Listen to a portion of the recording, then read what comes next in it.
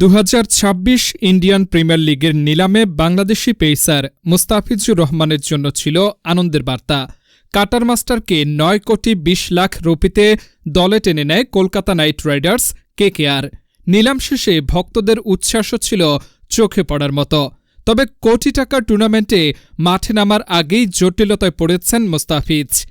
সাম্প্রতিক কিছু ঘটনার প্রেক্ষাপটে মুস্তাফিজকে দল থেকে বাদ দেওয়ার নির্দেশ দিয়েছে ভারতীয় ক্রিকেট বোর্ড বিসিসিআই।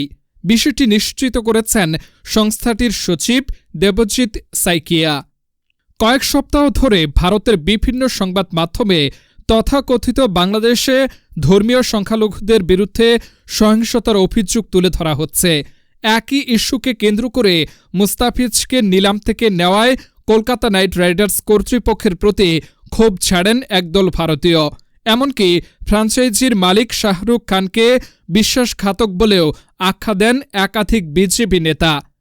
এই চাপের মধ্যেই শেষ পর্যন্ত বিসিসিআইয়ের নির্দেশে মুস্তাফিজকে ছাড়তে বাধ্য হয় কলকাতা নাইট রাইডার্স।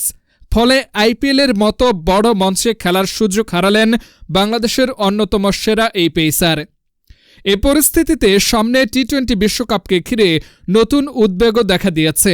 বাংলাদেশ দলের বিশ্বকাপে অংশ নিতে ভারত সফর করা ঝুঁকিপূর্ণ হতে পারে বলে মন্তব্য করেছেন বাংলাদেশ জাতীয় ফুটবল দলের সাবেক অধিনায়ক ও বিএনপির ক্রীড়া বিষয়ক সম্পাদক আমিনুল হক। তিনি মনে করেন, পরিস্থিতি স্বাভাবিক করতে বাংলাদেশ ক্রিকেট বোর্ড, বিসিবি এবং সরকারকে দ্রুত কার্যকর উদ্যোগ নিতে হবে।